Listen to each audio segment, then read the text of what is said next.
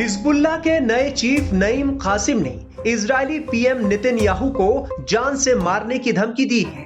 हालांकि हिजबुल्लाह का चीफ बनने के बाद सोमवार को कासिम ने इजरायल के साथ युद्ध विराम का रास्ता खोला।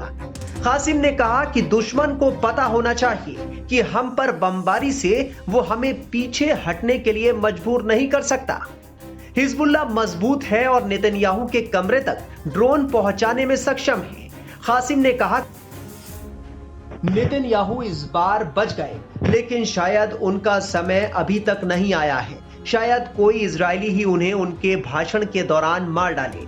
हमारे संपर्कों ने पुष्टि की है कि नेतन्याहू बहुत डरे हुए हैं क्योंकि हम उन्हें निशाना बना रहे हैं। कासिम इस महीने की शुरुआत में इजरायली प्रधानमंत्री के निजी आवास पर हुए ड्रोन हमले का जिक्र कर रहे थे। ड्रोन इजरायली पीएम नेतन्याहू की खिड़की से टकराया था। नेतन्याहू और उनकी पत्नी उस वक्त दोनों ही मौके पर नहीं थे। इस ड्रोन हमले में नेतन्याहू के घर को नुकसान पहुंचा था। हिजबुल्लाह का चीफ बनने के बाद नईम कासिम का यह पहला भाषण था जिसे किसी अज्ञात लोकेशन पर रिकॉर्ड किया गया था। सोमवार को नईम कासिम को हिजबुल्लाह चीफ बनाने का ऐलान हुआ था। इजरायल ने पिछले महीने हिजबुल्लाह चीफ हसन नसरुल्लाह को एक हमले में मार डाला था।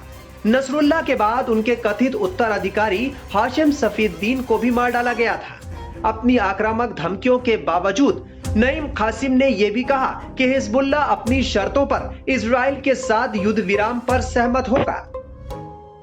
पिछले साल हसन नसरुल्लाह की ओर से इसी तरह की भाषा इजरायल के खिलाफ इस्तेमाल की गई थी।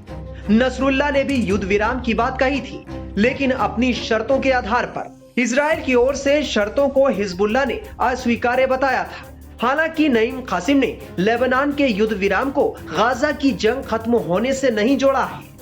हमास की पूरी लीडरशिप खत्म करने के बाद इजरायल अब हिजबुल्लाह का खात्मा कर रहा है। हसन नसरुल्लाह की मौत के 32 दिन बाद हिजबुल्लाह ने नए चीफ की घोषणा की।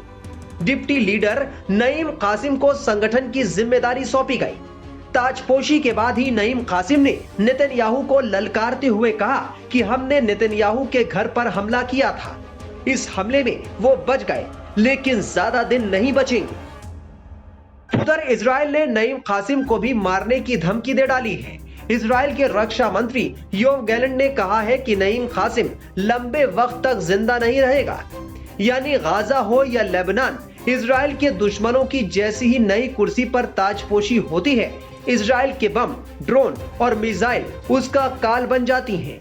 इजरायल ने हिजबुल्लाह के साथ ही सीधे ईरान को भी धमकी दे डाली। 32 दिन बाद जैसे ही नईम कासिम को हिजबुल्लाह का नया लीडर चुना गया, इजरायल ने मौत की धमकी देने में जरा भी देर नहीं। इजरायल के प्रधानमंत्री बेंजामिन नेतन्याहू ने कहा कि कासिम ज्यादा दिन नहीं बचेगा। अगर कासिम भी अपने पुराने लीडर्स के रास्ते पर चला तो वो हिजबुल्लाह के इतिहास में सबसे कम दिन चीफ रहने वाला व्यक्ति होगा। बहरहाल अब इजरायल का अगला टारगेट नईम कासिम को माना जा रहा है, जबकि कासिम ने धमकी दी है कि नेतन्याहू पिछले हमले में तो बच गए, लेकिन अब वो नहीं बचेंगे।